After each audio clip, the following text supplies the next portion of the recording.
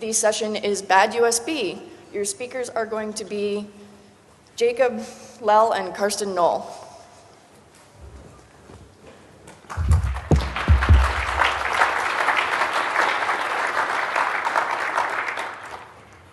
Very good morning. Thank you all for coming out this early. I hope you all had a great Las Vegas night and are ready for some hacking fun in the morning. We're here to present a new class of attacks, one that originates at USB devices and attacks computers and the like. Here was Jakob. We're both working at a hacking lab in Berlin, where our focus is typically not computer security, but embedded security. In fact, this is the first time that we ever looked at computer security. And naturally, we took an embedded angle, that is, looking at embedded processors living in USB devices and thinking about how those could be repurposed in malicious ways.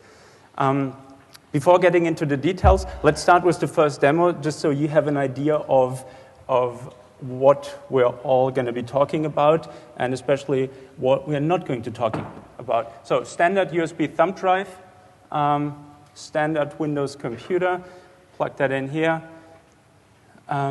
Should show up as a new disk, empty disk, as empty as it gets. You can even reformat it. So there's nothing on this disk. So this isn't a talk about viruses on USB flash drives in the storage partition. All right? We will see in a couple of seconds what this talk is about.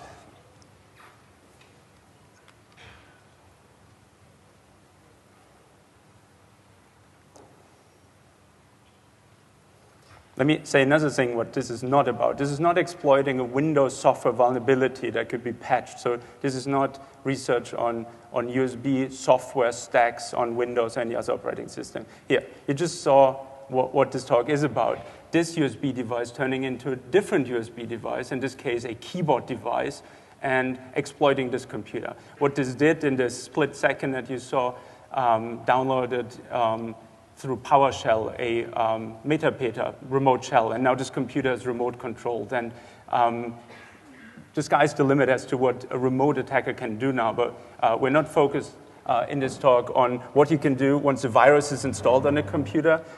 We're focused on deploying the virus onto the computer, and that is what just happened. A USB stick deployed a virus onto a computer, even though with any traditional defense method, like virus scanning, the files on the stick clearly would not have found this. So before going into further attack scenarios, let's clear out a couple of basics of the USB technology, get a feel for how these devices are supposed to work, what levels of freedom the standard gives them, and then look into how we can change the behavior through reprogrammed peripherals, and then we'll look at a couple more attack scenarios. USB, very popular technology. Couple basics. Most, if not every, USB connected peripheral has a controller chip. This is a chip that you would never have interacted with, because if, for instance, you're interacting with a USB thumb drive, you're interacting with a flash drive, which stores files for you. That same flash drive stores a firmware, which is executed in a small processor on the chip. So this all happens magically when you plug in the stick, and neither you nor the operating system will ever see what's happening on this chip. It is what talks USB, right? The NAND flash chip obviously cannot speak USB out of the box. This is the chip brokering, and this is the chip or the type of chip we want to focus on in this presentation. So these chips, they are identifiable through a number of different methods. First of all, they are telling the computer what functions they're offering. For instance, the one that I just plugged in, at first it said it's a mass storage device. Consequently, it's shown as a drive, but it can, of course, have many other ones. And in fact, it's not even limited to a single functional class. Think of a webcam with a built-in microphone. That tells the computer it's actually two different devices, so that two different drivers can be loaded and so forth. there's a orthogonal concept to these interfaces. These are the so-called endpoints. Think of them as TCP ports, where the USB stick receives and sends from actual user data. There's always the endpoint 0, which is the one that basically the basic communication happens, through which is negotiated what type of device it is and so forth. And then different devices have different types of endpoints. And again, it's not limited to a certain set. You see that, for instance, the webcam has many more endpoints than a mass storage device because it does more things in parallel. And then these devices are identified through serial number. And as you already see here, there's no fixed length of these serial numbers. In fact, a lot of device classes don't even mandate a serial number. So for the most part, USB does not have a reliable, unique identifier, which is why if you plug in a USB stick, it has to go through some kind of negotiation. And as everybody knows, the computer has several USB ports, which can be multiplied through USB hubs. So at any one USB controller chip inside the computer, there can be many different USB devices. And it's hard to tell for the computer how many actual physical devices there are.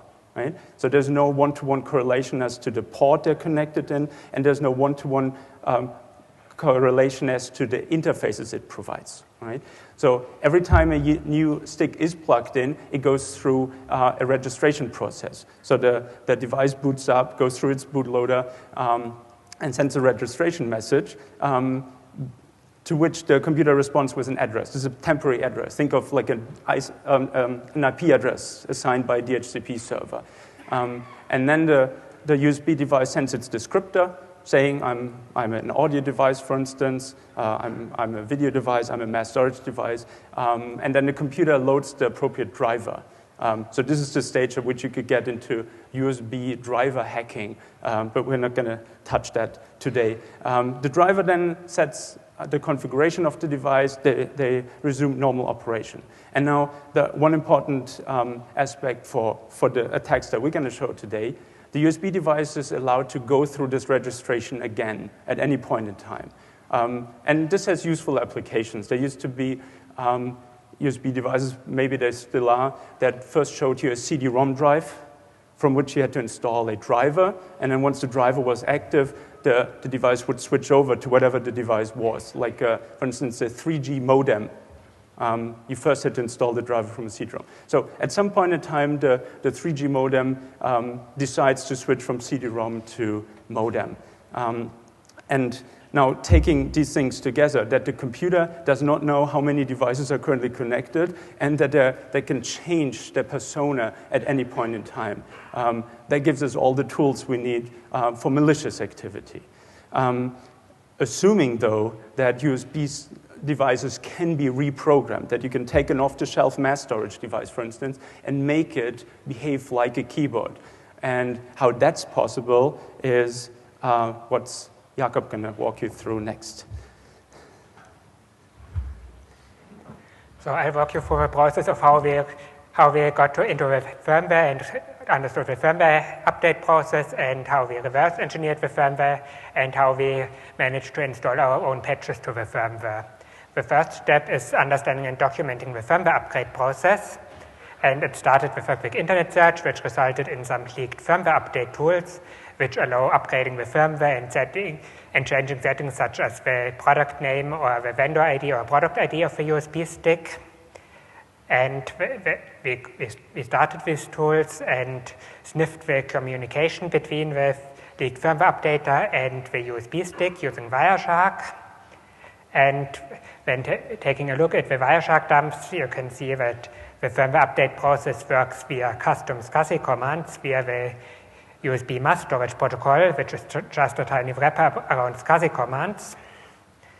And when we could reverse engineer the firmware update process and replay the custom SCSI commands and actually write our own update tools for these USB sticks. And during this process, we obviously bricked a lot of the USB sticks, but you can recover a bricked USB stick by short-circuiting some of the flash I/O pins, because the controller has a fixed bootloader which loads the actual firmware from the big NAND flash chip.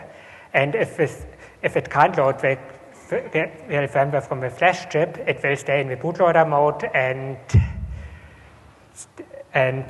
you can reprogram it again. Right? Now that we have understood the firmware update process, we wanted to take a look at the firmware files. And we quickly found out that the firmware files contain valid 8051 code, but there's a small problem. The firmware files are a lot bigger than the 16-bit or 64-kilobyte address space of the 8051 architecture. And this leads to the conclusion that it has to use some kind of MMU-like memory banking to map parts of the firmware to certain addresses in the address space.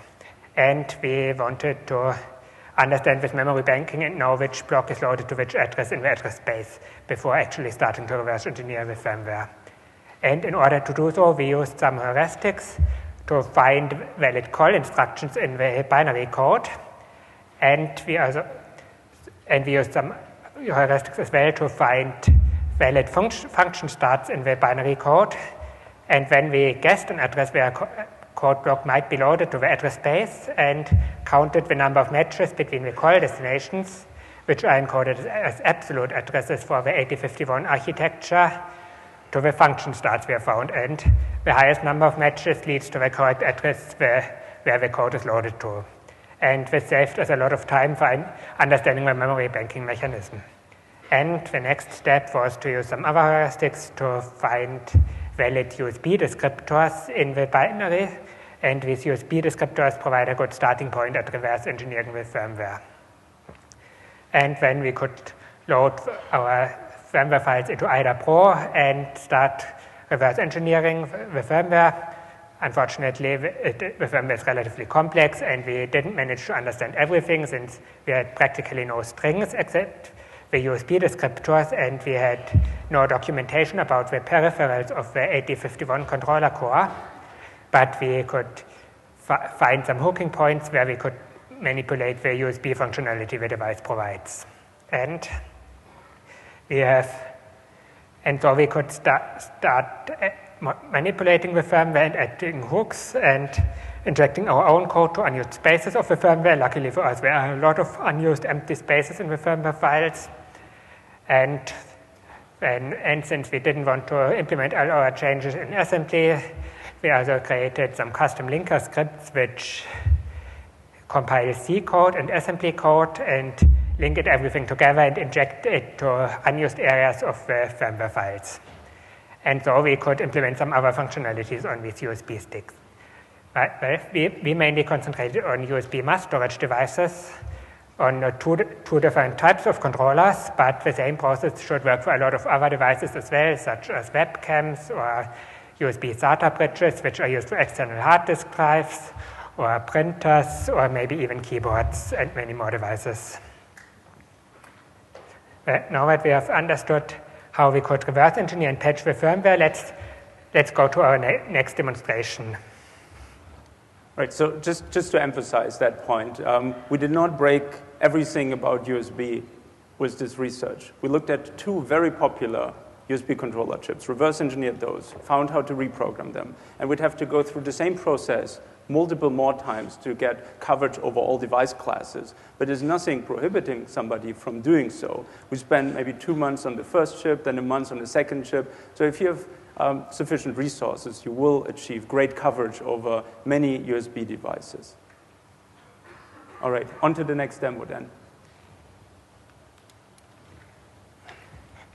So now I'll attach a new and totally unprepared off-the-shelf USB stick to a computer which has been infected in the first demonstration.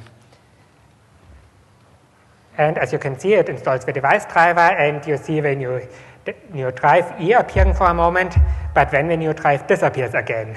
So what's happening is that the virus we have installed in the first demo reproduces itself to the new USB stick and reprograms the firmware of the USB stick. Well, now that it has installed a new firmware to it, I will take it over to our Linux notebook over here.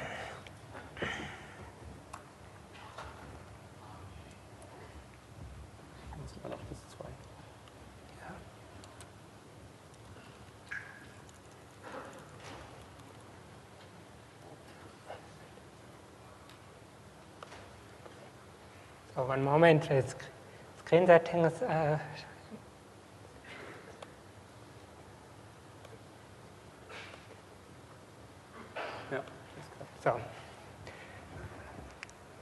So now I attach the same the USB stick which has been infected with the virus to a Linux notebook.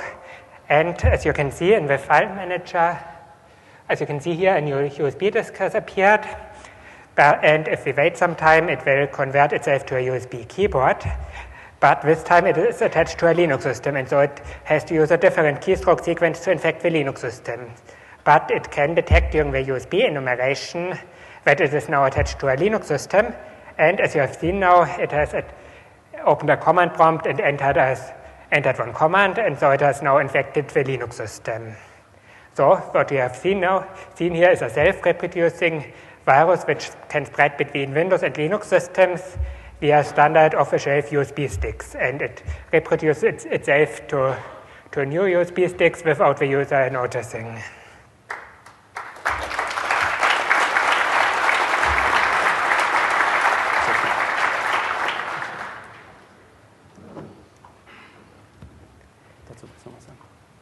But there was a small problem with making the self-reproducing virus work with Linux systems. With the emulated USB keyboard, we can only infect the user, which is currently logged into the Linux system. But in order to reprogram the firmware of the USB stick, we need root privileges on the systems. And so we need to find a way to escalate to root privileges, and we didn't want to use a 0-day, which will be fixed next week. So we used a more generic approach, and so the basic idea is to steal the password when the user enters the password for doing an administrative action, such as installing software, using or for unlocking the screen. And when the user enters the password, our virus steals the password via an LD preload library which is loaded into the screensaver binary. And then it takes this password and escalates to root privileges using sudo. So it just exploits the way the system is designed, and it requires the user to be logged in as an administrative account, so that he can use sudo to gain root privileges, but the default user account of most Linux distributions is a privileged account, and most users have the privileges to use sudo with their own password to gain root privileges. All right. That was two examples out of this family of attacks where one USB device becomes another. Now, this family is huge, and we are only seeing the tip of the iceberg so far. It is flexible in multiple dimensions. Your emulation target doesn't have to be a keyboard. Other USB devices also provide malicious potential. And we reprogrammed this other USB controller just to show that it's not tied to any one manufacturer or chip, this being a USB 2 chip that we've seen so far. This now is a USB 3 controller. We reprogrammed that to be a different device, and one that may be even harder to detect. So pay very close attention what happens now. This is almost impossible to see. The screen? Oh, sorry, yes. Thank you. I think I have to do it again. Yeah. No, it's there. Fine, good.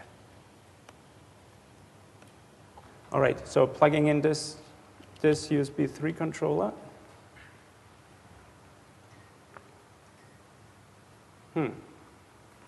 This time nothing showed. Oh, yeah, it did. Extreme. Did anybody see it? Did anybody see the flickering in this symbol? No, seriously, there was a flickering. So, because what happens is that it's not just connected to Wi-Fi network now, but also through a wired Ethernet, even though there's no Ethernet cable coming out of this machine. So what we're emulating is an Ethernet card, and one that, okay, internet is slow in this room, but it should still work. One that changes how this computer browses the internet. So we'll go to a, oops, nope, that didn't work. Okay.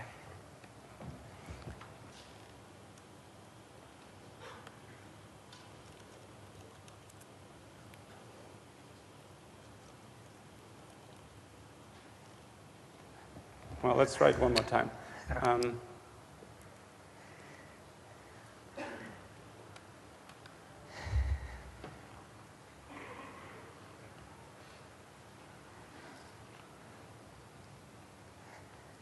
Nope, that does not seem to work. Since this is pretty redundant with the next demo we'll show anyway, let's just cut to the resolution of what we would have seen here. So we go to a website that is otherwise trusted, but this computer now accesses it from a completely different server. Because what we implemented on this USB thumb drive is an Ethernet adapter that you saw, but also DHCP server. And the DHCP server assigns a new IP address to the machine, but also a new DNS server on the internet. What it doesn't assign is a default gateway. So it tells the computer, please use this DNS server without telling it how to reach that DNS server. So the computer will still browse through the established connection. The USB stick can't forward packets to the internet, but the computer can through its wireless connection. And now this DNS server was supposed to modify the paypal.com to our server, and then of course you're typing in your password to a wrong server. So that was the second idea that came to mind. Now it works. Now it works? You all want to see it? Yeah, all right.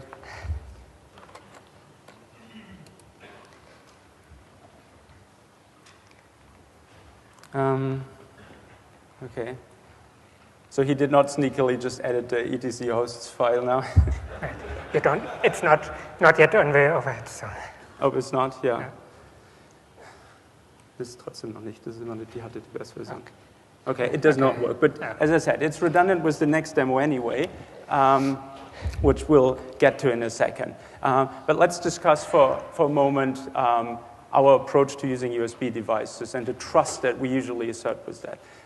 USB is so popular because it's extremely easy to use. And it is the secure way of exchanging files, because the alternative always is to send it through unencrypted emails or through whatever cloud service you don't trust.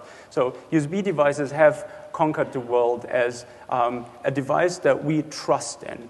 And if we look at a thumb drive, we trust it as a thumb drive, and we know to run a virus scanner because it could contain a virus. And if we allow somebody to plug in their USB keyboard into our computer, we trust them a lot more because now they can type commands on our behalf. This research breaks down these trust differences. If you're plugging in any USB device in the future, you'll have to assume that any type of possible USB peripheral is now running on this USB thumb drive. And this, of course, changes our whole approach to USB, I would hope. To emphasize this, it's not just a situation where somebody else gives you a USB peripheral that you have to be careful about. It's even when they attach it to your computer or vice versa, or even in shared environments. So, for instance, let's look at a cloud environment. Some cloud instances, their backup storage is connected over USB. Imagine the situation where the VMware tenant now reprograms this USB controller chip to become two devices. By default, that second device is connected to the host computer. So wherever USB is involved, we are bridging what should be barriers of trust where you're trying to contain people. So USB is a technology that needs to be used with lots of care and lots of reflection as to who could have influenced this USB device in the past. And that is, in a nutshell, we need to use USB way different from how we're using it today. But with that said, let's get into one more last demo to show another dimension in which this family of attacks is flexible. And that is, of course, the host of the attack can be different. We saw two different thumb drives here, but thumb drives clearly is not the only device that speaks USB. And Jakob is now going to show an attack from probably the easiest to use USB attack firmware, and that is an Android phone. So here's a standard Android phone. We have rooted this phone and installed a small script. And now let's attach this phone to this computer just for charging the phone. And let's see what happens. You don't see too much happening. But again, if you know what's going on, you will see that there's an additional network device connected now. But Yes. again, nothing that the user would have noted. So now let's open the internet and go to paypal.com.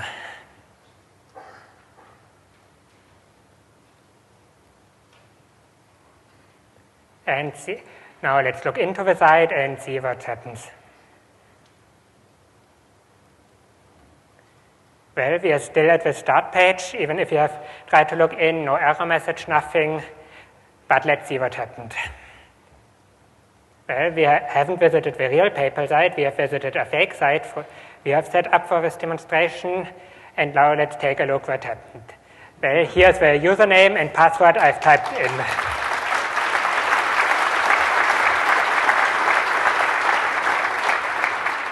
And all this was possible with a standard Android phone, which was just attached to the computer for charging the phone. Sollen wir auch einen Versuch machen? Jetzt geht's. Well, if we have time in the end, we'll show the same attack again from the USB thumb drive. Apparently, it works now, whatever the bug was before. Just one last note on the Android attack.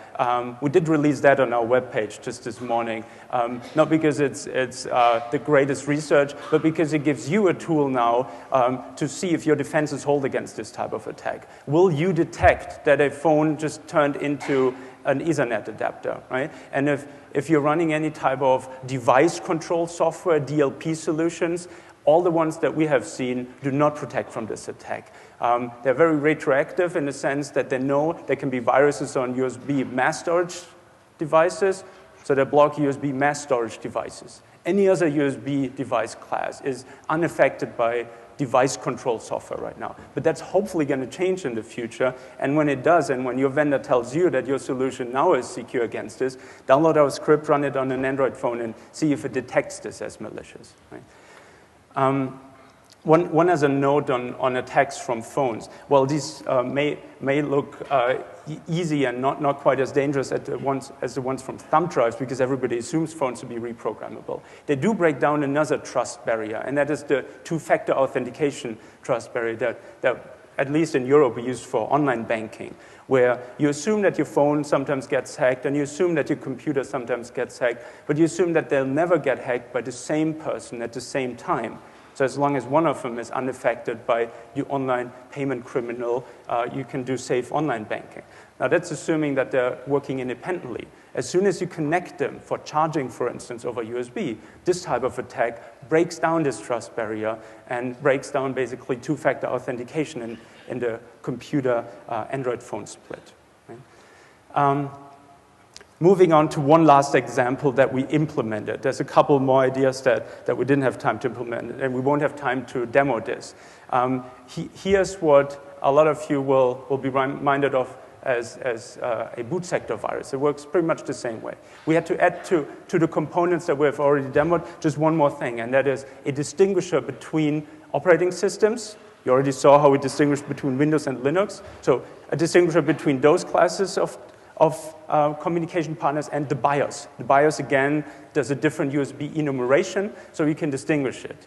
And we are emulating on one thumb drive, actually two thumb drives, and if need be, a keyboard.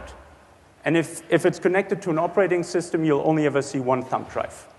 Okay? And it's a benign thumb drive. Again, you can delete everything on it. It doesn't affect it. The second thumb drive is only shown while the computer boots. And in fact, the computer will boot from that thumb drive if it's so configured.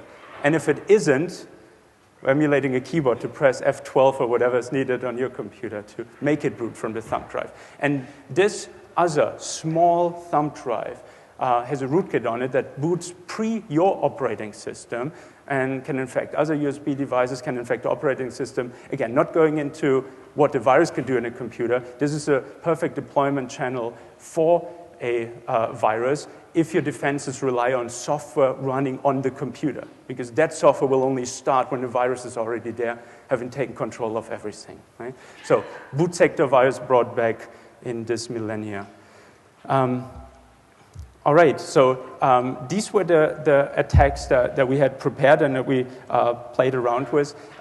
There's a couple more that you can think of. For instance, messing with the data that somebody writes on the flash chip. Again, the USB controller chip sits in the middle. It brokers. Of course, it can change things. It can hide files instead of deleting them. It can even rewrite them on the fly. As you're writing a benign file, it can put a virus in there, and in fact, it can be smart about it and give you back the original file when you read from it. But as soon as you start interacting with it, when it looks like it's not a virus scanner looking at the file, then you can play back a different file. So basically, you give the virus scanner one file, and you give the actual execute another file if you're smart about it. Again, we are not really computer security people, so somebody else will have to figure out the mechanics of this.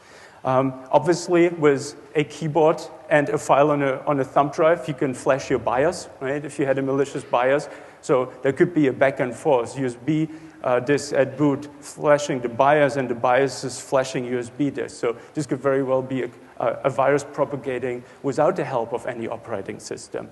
But here again, it would be custom to BIOSes, and my understanding is that BIOSes that there isn't the one BIOS to rule them all, like it seems to be the case for the USB controller chip, where there's one main manufacturer to have a big chunk of this market. But we have seen from some intelligence organization leaks that at least they are playing with BIOSes and that they are reflashing the popular ones on Dell and HP and Huawei and Ericsson equipment. You can go to other device classes, like for instance, there's USB displays, right? Very low resolution, obviously. But if somebody came up with a defense like a rearranged pin pad, assuming that the USB attacker is blind, right? You get the keyboard, but you don't get any feedback. You could create that feedback through a spoof display. Probably not on the controller chips that we looked at. Again, the 8051 chips, pretty slow. But let's say on an Android phone, that would be no problem at all to get visual feedback for the attack that you're currently executing, right? Now let me perhaps stretch one thing that only came to mind when I started thinking about this research a little bit more. Clearly, this is a problem for infection. Computers get infected more easily when USB viruses exist. However, the actual game changer here is persistence. Infecting a computer, that happens all the time through many methods, right? And then what you do then is you reinstall your computer, perhaps change all your passwords, and you recover from the infection. In a world where USB attacks exist, there's no clear path to disinfection. Right? So it could be that the USB thumb drive that you're trying to reinstall your operating system from, that's already infected, that your USB keyboard is infected, that any USB peripheral is infected, even the ones built into your computer. Right? A lot of computers have a webcam that's connected over USB internally. And somebody last year showed how the ones in Macs, I believe, could be reprogrammed. They just wanted the green light to stay off. But if you can reprogram it that way, maybe you can throw in a couple of keyboard emulation attacks. So how do you now recover from a virus infection if that virus infection started messing with some of your devices? And how do you estimate the spread of this virus, assuming that some of your USB devices wander from computer to computer? Right? I think this is the fundamental issue here, and one that's not going to be resolved with a software patch. As I showed going in, everything works as intended. USB is supposed to be flexible. You want to have the capacity to switch from one device class to another. It's very useful. But at the same time, this is incompatible with trust. And from trust environments, perhaps USB should be removed. Now let's talk about a couple of the defenses that could be there. And those defenses are mostly against the initial infection, some of them also about the persistence. Unfortunately, there is no clear do this today and you are safe type of solution. Pretty much everything, at least that we could come up with, is either impractical or a strong inhibitor to productiveness and usefulness of USB.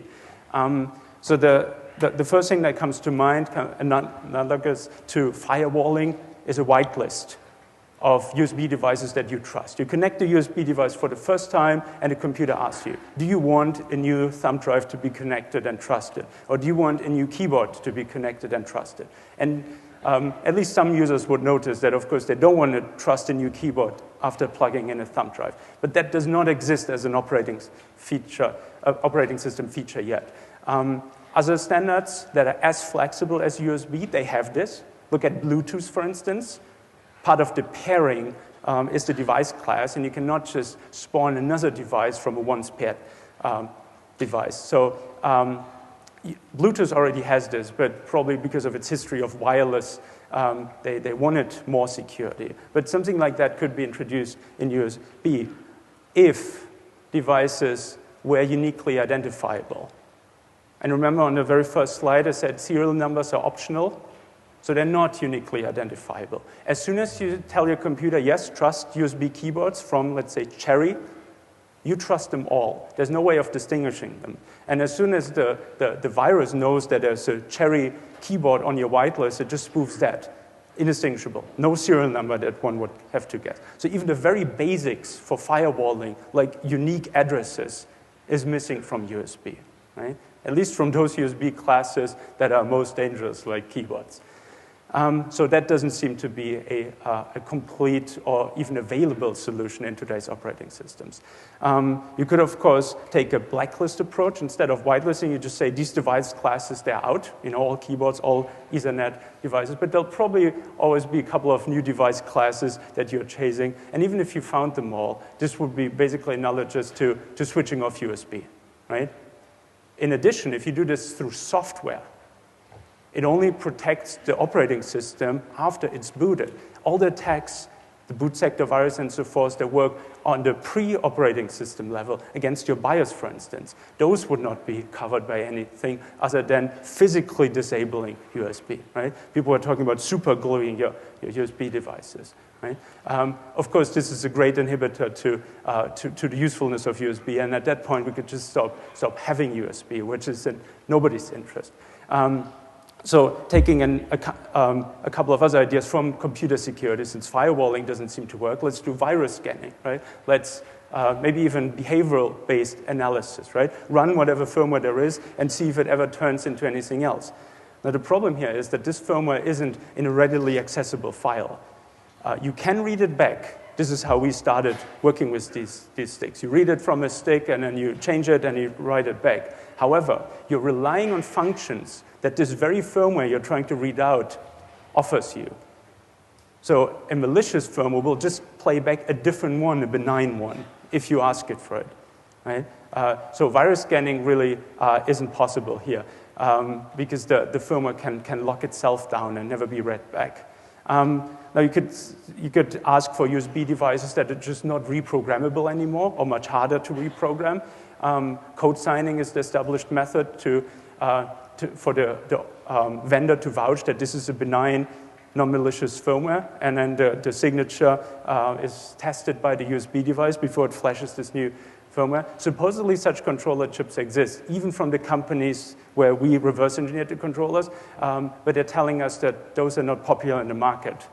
Perhaps because of cost, perhaps because there isn't an established PKI where sub-vendors could then be assigned signing certificates and all. So for whatever reason, this doesn't seem to be a near-term solution either. Which leaves one very easy idea, and that is just lock your firmware down. In the factory, the last thing you do after flashing and testing your firmware, flip a switch and make sure it's not going to be reprogrammed again. Very easy solution, and something that Jeff noted in his keynote was something that we had in BIOSes physically as a switch, but you can just as well make this a software switch and basically a fuse. You burn it once, never go back, right? So this is something that I would like to see in USB devices and audited by many of you so that we can conquer back a little sphere of trusted USB devices where we say this exact controller chip with this fuse blown cannot be reprogrammed. So if you plug it into a computer, you can be assured that it acts as a thumb drive and not as a keyboard, right? So hopefully we can all together work towards such devices. You drive demand, and we show how they're still breakable. Now, I didn't want to leave on such a depressing note that there is really no defense from this right now. So here's the upside of all of this. Open hardware, right? You have chips and you can do with them whatever you want. And this is actually how we got started on this whole idea of reprogramming USB controller chips. We had this issue of GSM Rainbow Tables. You may remember that. I presented that here years ago. And so we use those to crack GSM calls. It just takes forever to crack a call because what happens is these Rainbow Tables, in our case, they're 2 terabytes. You have to search them many times, like 10,000 times, and every search looks like you have a little string, and then you look up in memory, in RAM, where this string could be in your Rainbow Table. You get the approximate region, you read back that region, you go through the region, you search for the string. In most cases, you don't find it. Take the next string, and you do that 10,000 times, and then you find the string, bingo, you crack a GSM call. Now, this is very simple work, to take a blob of data and compare it with a string. And this is data that we outsource to the USB controller chips. So these are some 100 USB sticks connected to one computer, and they're all working in parallel, comparing data. Now, we noticed, though, when we finished this, that it's not actually giving us a performance boost. It does solve the previous bottleneck. This was communication between our hard disks or SSDs with the host. Just those interfaces are clogged soon. But it introduced a new bottleneck. These USB controller chips are just not fast enough. These old controller chips. We noticed that the newer chip we reverse engineered is much, much faster. So there would be hope for us again to speed up our GSM cracking, but that's so long past we're probably not going to revisit that. But if you have a database application that works on very simple instruction and mostly comes back with nothing, you need basically a pre-filtering. This would be great. And you cannot just do it on USB thumb drives, you can do it on SATA controllers, so SATA to USB bridges, so you can actually connect an SSD or something proper behind this, right? Other people are also looking into how to repurpose these controller chips constructively. There's one project in particular, FlowSwitch. They're looking into building a very, very cheap FPGA to USB 3 bridge. So those chips are typically expensive, at least the ones that are popular in FPGA design, and they want to repurpose one of these existing couple cents type chips. So there's definitely a case to be made for open hardware. And people playing around with hardware, but absolutely not in trusted environments. So there needs to be some line drawn somewhere between hardware that is repurposable and hardware that can be trusted to be swapped between computers that you don't implicitly trust. All right, with that said, thank you very much for your attention.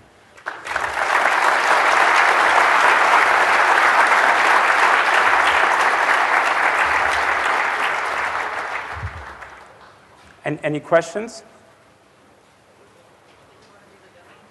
Oh, yeah, it works. We don't want to blame any one vendor, so we're not yet telling which ones, but they did get pretty angry in Taipei. Any other questions? Go ahead. Oh, did we modify USB hubs?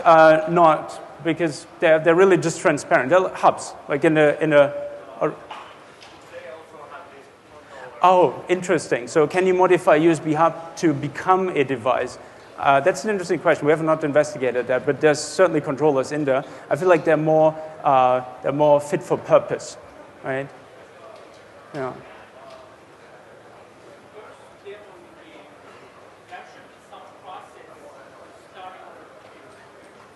Right. Yes, good question. So in the first 2 demos, in fact, of course, we are installing software that then runs on the computer, right? As I said, this is an infection method. This is not an exploitation method. So throw in your exploitation method that you made sure virus scanners don't detect, and you're good. But you still need that second step.